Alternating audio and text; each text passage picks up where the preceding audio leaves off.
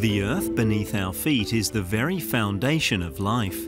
It provides us and countless other creatures with nourishment, yet we're destroying it. We poison it, pour concrete over it, and exploit it. A third of all fertile soil worldwide is already lost. Building it back is a challenge for humanity. We have to think in terms of 30 to 40, maybe even 100 years. But the potential is massive, as soil is our best hope for saving the planet. All the CO2 in the atmosphere could be captured in our soil. Even in the middle of the city, we can free up and restore soil. We don't have to seal all this ground, and we should be conscientious. But can we learn to bring the ground back to life rather than just trampling on it?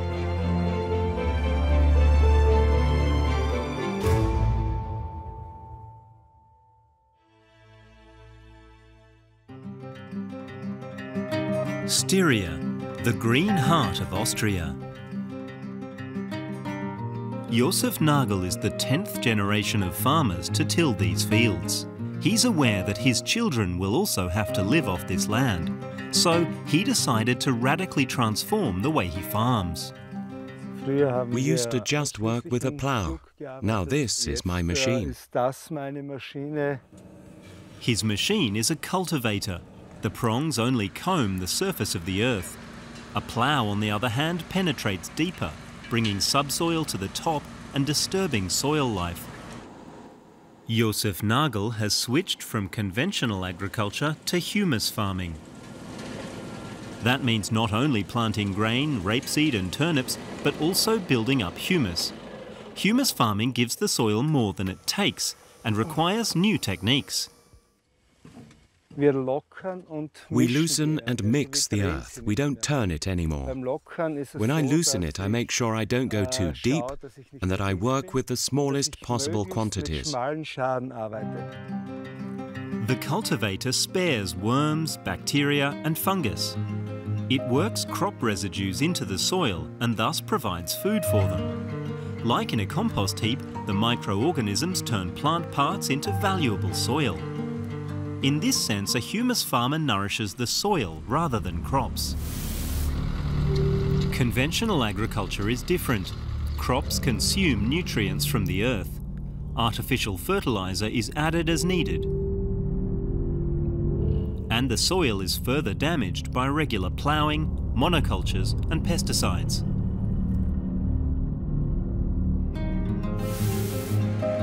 This is also what Josef Nagel was taught and how he used to farm. Until one day something happened which changed everything. I had a serious accident which made me change my business pretty quickly. I survived. I had a lot of guardian angels. It got me thinking and made me decide to change how I work. Josef Nagel was almost killed by a tree while doing forestry work. He was in hospital, severely injured, for a long time, and began to think about what he really wanted to leave his children. They would inherit dead soil if he continued to farm as he had been. The farmer decided that if he survived, his fields would get a new lease of life as well. He found help close to his farm, where 3 local communities joined forces to form the ecological region of Kaindorf in Austria. Their aim is to rebuild humus. Gerald Dunst is one of the pioneers. He and fellow campaigners share knowledge in the so-called Humus Academy that was not previously taught in agricultural colleges. Josef Nagel and other farmers are learning how soil can be farmed to become more fertile by the year and how earthworms are valuable team members. The earth wasn't created by God, but excreted by earthworms. With enough earthworms, stones disappear. They just get buried in rainworm feces, the most stable kind of humus. Gerald Dunst was one of the founders of the eco-region, which has since been imitated all over Europe. People here say agriculture needs a radical shift in mindset. In the last decades, we mastered the art of extracting the maximum from the soil.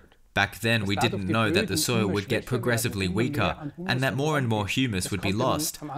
The problem is that farmers' experience is built on this system which degrades soil and which worked for decades. A day at the Humus Academy begins with theory classes and gives farmers a chance to share experiences. Afternoons are spent out in the field, where they can see, feel and smell what makes for healthy and humus-rich soil. Mainlois in southern Germany, a small town doing big things. Here too, the soil is to be revived. This colossal building in the middle of town is the former spinning plant. The industrial ruin is the size of 20 football fields. Robert Bosch wants to change this. He's been mayor since 2016, but the politician from the Christian Social Union grew up here and recalls the time when the spinning factory was still in use. I remember the smell. I worked here in my school holidays between the age of 15 to 17. My job was to clear these shafts of the fluff that had gathered during the year. In its heyday, 3,000 people worked at the spinning plant.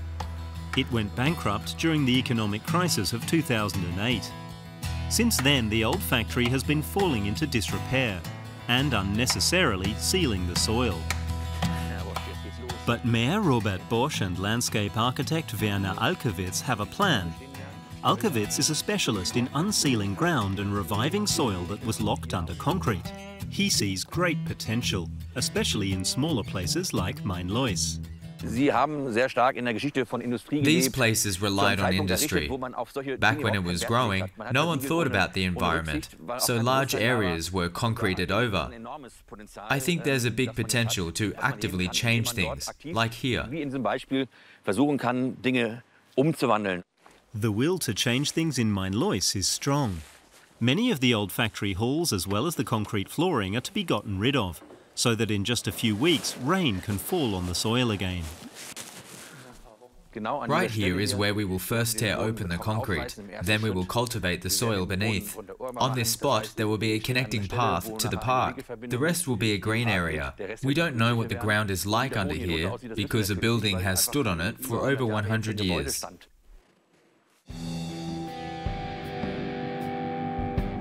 The plans for the town centre are represented by this model. The past can easily be lifted out and replaced with the future. The plan is to have apartments, gastronomy and offices, partly in the old halls, and plenty of green spaces.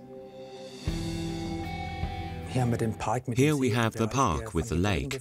The buildings have gone so the water can get back into the earth. The surface water will have a positive effect on the microclimate, and water will be able to drain again. This means the new town centre will be able to better withstand climate change, and the living soil will extract CO2 from the atmosphere. It's a concept that should attract public funding. The idyllic beauty of this countryside is deceptive. Here in Ronneburg, Thuringia, the ground is still contaminated from the GDR years, when uranium was mined here using rather reckless methods.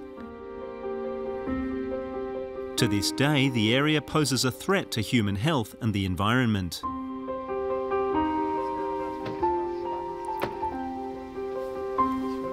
Microbiologist Erika Koter and geologist Thorsten Schäfer want to eliminate that danger and revive the soil so that it's healthy or even useful again.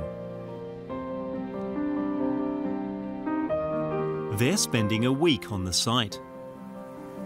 Together with students and researchers from the University of Jena, they're investigating water, soil and plants here. What have 40 years of uranium mining done to the land? In 1949, Europe's largest uranium reserves were found here. They were exploited for the Soviet atomic industry. Workers extracted the ore from the mine unprotected. Acids were used in the uranium extraction, which released highly toxic heavy metals. Thousands of people died of lung diseases such as silicosis or of cancer. The toxic burden still weighs heavy today. But thanks to biology, even this contaminated soil could be made useful for cultivation again. This takes the right bacteria, fungus and plants working together. They can't remove the heavy metals, but they can capture them in mineral form or bind them to the roots. I want the heavy metals to stay in the earth, not be washed out with the groundwater, so they have to be captured. Captured here means holding the toxins so that they can no longer get into the water, leaves or wood. They effectively become immobile. The solution could help to remediate contaminated soil not only in the site, but in many places around the world. This here is a test field, a small one. But the idea is transferable to the former uranium mine here and to all other former mining land. All areas impacted by mining where currently nothing is growing. Researchers cannot give a precise figure as to how much land area is affected, but we know that it's many thousands of square kilometres worldwide. Yet the growing demand for raw materials, including for lithium, cobalt and nickel used in batteries and cell phones, means more and more areas are becoming dangerous and unusable for agriculture. 6 months ago, the students put special bacteria into the earth. Now they want to know whether they have multiplied and started to capture the toxins. If there are a lot of microorganisms that are breathing, then there's a lot of activity in the soil. Then it's healthy soil. If there isn't much breathing going on, that's a sign that the conditions are poor, possibly due to the heavy metals, and not many microorganisms can live and breathe there. While Erika Koter is investigating the development underground with the students, Thorsten Schäfer checks out what has been happening overground, from up in the air. The drone has special sensors to ascertain how the trees are growing. In the beginning, only alder trees would grow here, but in the meantime, birch and willows can also be planted. The timber will later be sold to cover part of the remediation costs. Thorsten Schäfer is more than happy with the development.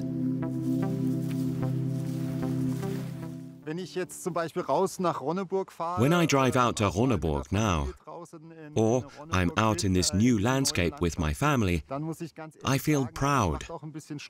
This here shows that landscapes can be given a new purpose and that we can give something back to society.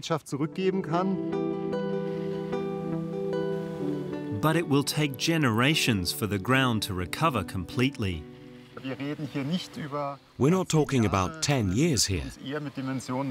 We have to think in terms of 30 to 40, maybe even 100 years, until we can leave this system to its own devices.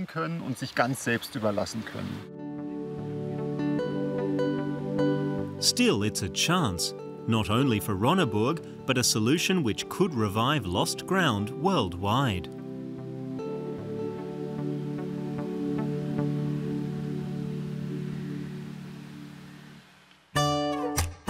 Back in Austria, where the farmers in Styria are out in the field.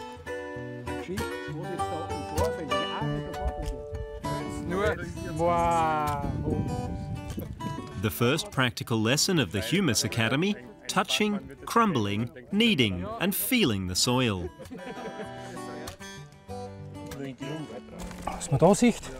What we see here is exactly what we want. The soil is falling apart, it's loose and crumbly. This soil brings a range of benefits. Firstly, there is no erosion. Secondly, it is much easier to farm. It's just not as labor-intensive. And thirdly, there's a guaranteed harvest because the earth is much better at absorbing and storing the water. Humus-rich soil can absorb up to 150 litres of water in 1 hour. As a comparison, 200 litres in 2 days led to the Ahr Valley flood catastrophe in 2021. But building up humus needs time and effort. It took us generations to deplete the humus, so we can't expect everything to be repaired in 1 or 2 years. We need to understand that getting the soil back to good condition is a project for generations. The most important rule is to always have something growing, either crops or interim plants. That's not only good for battling erosion. It means mass growth through the root excretions. It's effectively a carbon pump from the air to the soil. Plants absorb carbon dioxide and store the carbon in the earth, which is good for the climate and for soil life. The working day on the field is over, but not for Gerald Dunst. Humus is both his job and his vocation, ever since he first experimented with compost in his grandmother's garden at the age of 13. Today, the 63-year-old makes soil. To him, the World Climate Report of 2007 was both a wake-up call and an opportunity. We were shocked that the climate could change so much, and we said, we have to do something. The idea was to make one region CO2 neutral.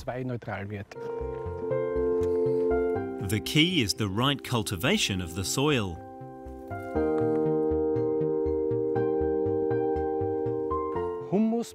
Humus consists of 58% carbon. All the CO2 in our atmosphere could be captured in our soil. Soil is a giant storer of carbon, but only a fraction of its potential is used. It could absorb all the CO2 emissions caused by humans. To reach this target, the carbon in the soil would have to rise annually by 0.4%. France's government is aiming for this with its 4 per 1,000 initiative. In 2015, many nations, including Germany, committed to this goal at the COP Climate Summit in Paris, at least on paper. One problem is a lack of expertise and of funding, as this transformation is costly. In Keindorf, they didn't want to wait for subsidies. So we searched for a way to fund our project. It only makes sense if many farmers join in to make a difference to climate change. They came up with a system in which anyone in Keindorf who builds up humus on their field gets a certificate. Every certified tonne of carbon in the soil is worth a cash premium. The system benefits both the climate and farmers. In Mainlois, they also need money to renature the earth. The community applied for funding from the federal government for the demolition, redesign and renaturing of the former spinning factory. The local Bundestag member, Emmy Zollner, supported the application. After a long wait, she has news from Berlin.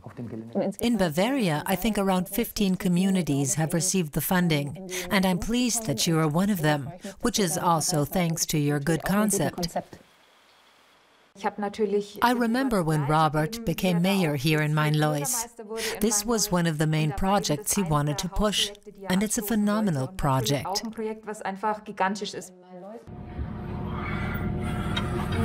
At last, the diggers can get to work. 14 hectares of this former industrial complex, an area twice as large as Berlin's Potsdamer Platz, are to be broken up. The vegetated soil will not only offer a living space for plants and animals, it will be good for people too. It can cool the ground by up to 8 degrees in summer, absorb heavy rain and improve air quality. Regaining ground in Mainlois. Ever since Mayor Robert Bosch learned about the wide-reaching effects this can have, the project has been a top priority for him. These days he sees his hometown with fresh eyes, spotting opportunity on every corner. With every measure, big or small, I ask myself whether the soil needs to be sealed or whether concrete can be removed. When I look around now or onto the street, I see areas that could be unsealed. This mindset would be useful across Germany. Every day, 52 hectares, the equivalent of 72 football fields of earth, gets buried under asphalt or concrete. even though the German government's climate protection plan set the maximum to 30 hectares. Robert Bosch's latest project is an area which had been earmarked for industry, but then the local council cancelled the plan after seeing the potential of the repurposed former spinning factory. If you had asked me 15 years ago, I would have told you it's great to use this land for construction, to seal the soil surface under concrete. The development of our spinning mill site showed us you can unseal a concreted area and revive it. It was a process, and now I see a more nuanced picture. I'm convinced we don't have to seal all land surfaces. We have to monitor the use of our land and restrict it, and we can bring new life to the old, just as we're trying to do in our town centre. Repurposing existing buildings instead of concreting over free space, giving unused spaces back to nature. These steps are effective for combating urban sprawl, not just in Main-Lois. Here in the West Pomeranian village of Dorow, Olaf Schneller is breathing new life into the ground. 25 years ago, the trained gardener left Berlin to come out here, where land was still affordable. But the soil was in a bad state. I took over ailing soil. Rapeseed had been grown here every third year. Rapeseed is cruciferous, and cruciferous plants always bring soil disease to the earth. It was really noticeable. Back then, there were some plants I simply couldn't grow here. Healthy soil needs diversified crop rotation. Different crops have different effects on the soil. For example, pulses such as beans concentrate nitrogen in the soil, and nitrogen acts like fertilizer. One of Schneller's methods is so-called area rotting, which adds nutrients similar to cow dung. We mow it all down, chop it up, add a plant ferment, and then work that into the soil. The basic idea comes from prairie landscapes, on which a wide diversity of vegetation grows, and which are grazed by ruminant animals. A ruminant's feces are full of microorganisms that have passed through its rumen, one of its stomachs. But instead of from a cow's rumen, here the microorganisms develop in a bucket. They develop in wild herbs the gardener gathered locally. Every leaf essentially has different bacterial cultures. We're trying to multiply these by adding sugarcane molasses and a bit of salt, so that especially the lactic acid bacteria multiply. Those are the ones found in the cow's digestive tract, in its rumen. So we are imitating the cow's intestines in here.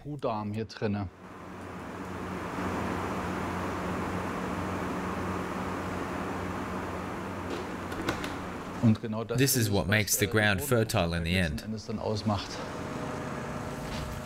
Schneller sprays the herbal dung on the interim plants, which are then mowed down and worked into the surface. A simple but effective method. I studied gardening, but what I'm doing here isn't covered in gardening degrees. Soil science and fertilization were two separate subjects back then. No one understood that they actually belonged together. But slowly, especially on the practical side of things, what we're doing here is becoming more and more present. A holistic approach, where the gardener nourishes the soil rather than the plants. The 56-year-old has not yet reached his goal, but he's very pleased about one thing. The health of my plants. It's the end of August, and there are no aphids on these broad beans. That's really because these beans are completely nourished from the soil.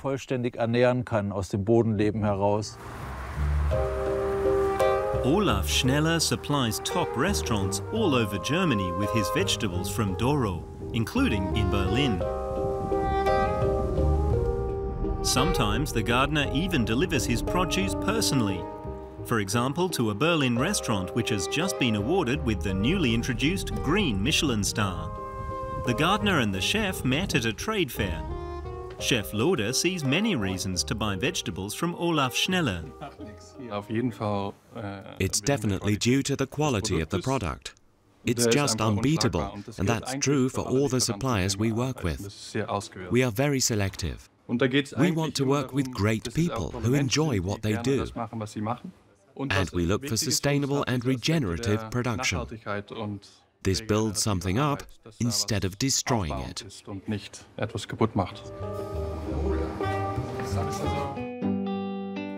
In Styria, Austria, this dedication is tangible. They build up good soil, which leads to healthy produce and benefits the climate. The farmers cannot manage this without support, so the eco-region is connecting them with private individuals and businesses. One of the networkers is Jochen Buchmeier. The companies pay for the farmers to pump CO2 out of the atmosphere into the ground, something most companies cannot do themselves. So it's money from society, via companies, that gets diverted into sustainability and ecologically friendly agriculture.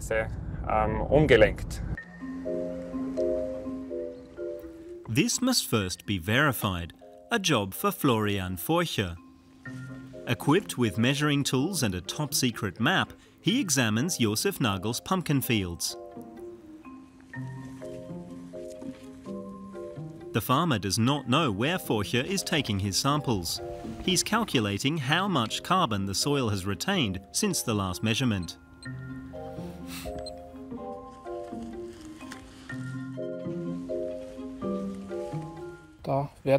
We take at least 25 samples from this field. The sample is then mixed, homogenized, and taken to the laboratory for testing. The results will determine the farmer's cash premium. It's a big day for Josef Nagel, as he's finding out to what extent his hard work will pay off. Jochen Buchmeier has the results. Hi, Jochen. Hi, Seppi. Nice to see you.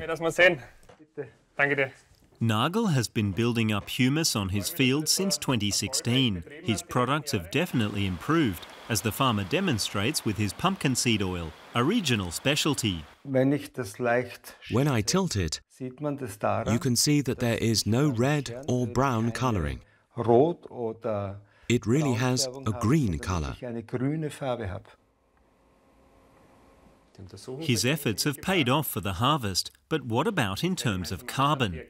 How much has Nagel captured from the atmosphere and stored in his fields? Finally, Jochen Buchmeier shares the figures. How many tons of CO2 has a farmer managed to capture in this earth? In Seppi's case, he captured 152 tons, which we'll certify. At the moment, farmers get 30 euros per ton of CO2. That makes 4,500 euros. Josef Nagel is more than happy with his premium and with his contribution to climate protection. If all farmers in Germany cultivated their fields to build up humus as Nagel does, it would compensate for all of the CO2 emissions of the German transport sector. Working the soil for our climate and regaining ground. The eco-region of Kaindorf shows that this is possible and rewarding.